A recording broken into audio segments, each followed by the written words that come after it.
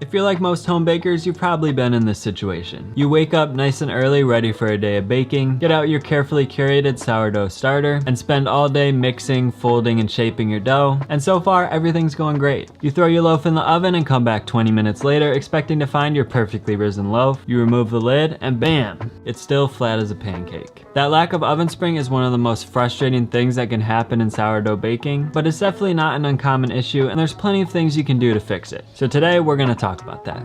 Let's get into it. If you're new here, my name is Charlie, and on this channel I show you how to make delicious food using simple ingredients and techniques so that you can become a more confident home cook. So let's talk sourdough. For those of you that don't know, oven spring is basically that initial rise that you see in your bread during the first 10 to 15 minutes of baking as the fermentation speeds up and the gases in the dough start to expand. So it's really important to maximize your rise during that time, because by the time those first few minutes are over, the bread heats up to the point where the yeast can no longer survive, which marks the end of the fermentation process and therefore the end of the rise. So let's get into 5 tips that I've picked up throughout my sourdough baking endeavors that'll help you get a better oven spring on your loaves. Keep in mind, these steps aren't necessarily listed in order of importance. In fact, they're all necessary steps in getting a great oven spring, so make sure to watch the entire video so you get all the info that you need. So let's get into it. So tip number 1 is to make sure that your starter is nice and strong and that you add it to the dough at the proper time. It seems pretty obvious, but to get a bread that rises sufficiently, you'll first need a starter that rises sufficiently. If you're struggling with your starter, I've got a video about that too, which I'll link in the description below. But basically, your starter should rise and fall within a 12 to 24 hour period, and at its maximum rise, it should be about doubled in size. If your starter is just weakly bubbling and not really rising much, then it's probably not strong enough and you'll end up with a weak rise to your bread. The starter is the foundation of your entire loaf, so it's really important to build up that strength. But once you've built up a strong starter, the next factor you need to pay attention to is the timing.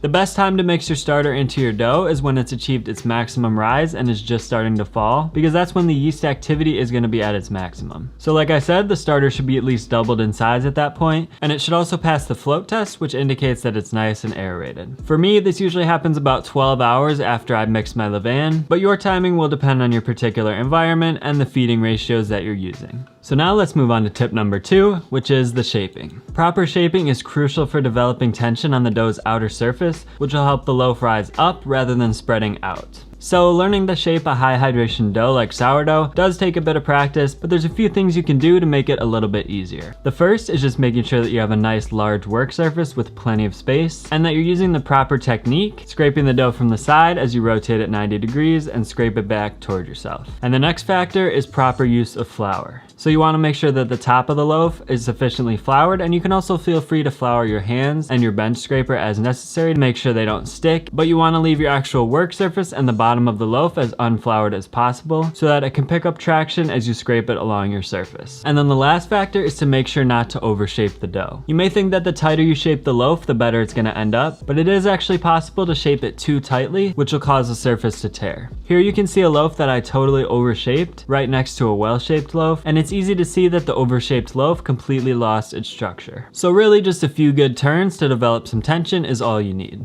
You can refer to my complete sourdough bread baking tutorial, which I've also linked below, for a more in-depth walkthrough on shaping, but those are the most common issues that I've encountered. Now this leads us into tip number 3, which is to make sure not to over ferment your dough. And this is the biggest mistake that I made when I first got into sourdough, but once I figured it out, it made all of the difference in my loaves. Over fermentation basically just happens when your bulk rise phase is too long, and it causes your dough to become really wet and sticky and prevents it from holding its shape properly. So not only is an over fermented dough really hard to work with, but it also won't rise properly in the oven because the yeast activity has already peaked too early and started to decline again by the time you throw the bread in the oven. I know it's tempting to extend the bulk rise phase as you see your dough getting softer and airier, but you really just want to let it go until you start to see some bubbles forming and the dough has grown in size by about 20 to 30%. So if you're currently doing a 4-hour bulk rise phase, for example, maybe try reducing it to about 2.5 or 3 hours, and I think you'd be surprised by how big of a difference that can actually make. Now moving on to tip number 4,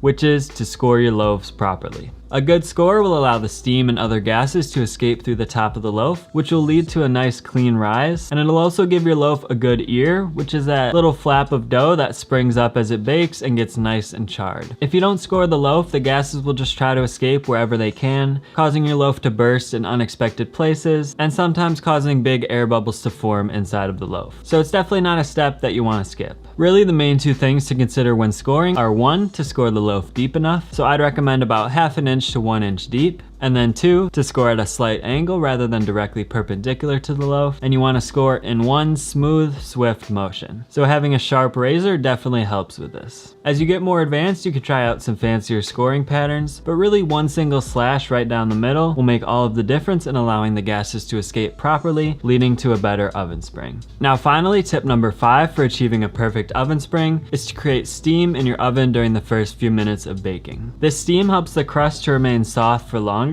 so the loaf can rise freely at the beginning of the baking process. Commercial bakeries use special ovens that can actually inject steam inside during the first few minutes of baking, but since most of us don't have access to those, the easiest way to duplicate this effect at home is just to bake your bread inside of a Dutch oven. So as the bread starts to bake and releases steam, that steam gets trapped within the Dutch oven, creating that humid environment that we're looking for. Then after about 20 minutes of baking, we can remove the lid from the Dutch oven, which allows the crust to get nice and browned and crispy. I'd recommend this Dutch oven combo cooker, which is pretty inexpensive, and the low sides make it easy to just drop the loaf in, score it, toss the lid on, and throw it in your oven. But if you don't have a Dutch oven, you could also just toss a baking tray filled with water onto the bottom rack of your oven, and then add some damp towels or lava rocks to slow the release of steam. Then after about 20 minutes, you can remove that tray from your oven to allow the crust to get nice and browned. So both methods work, but in my experience, the Dutch oven method does work quite a bit better, and it's a lot easier too. So I hope this video helped you out, and remember, for a full walkthrough on my favorite sourdough baking recipe, be sure to click the video in the bottom right corner of the screen. So there you go. I'll see you all in the next one.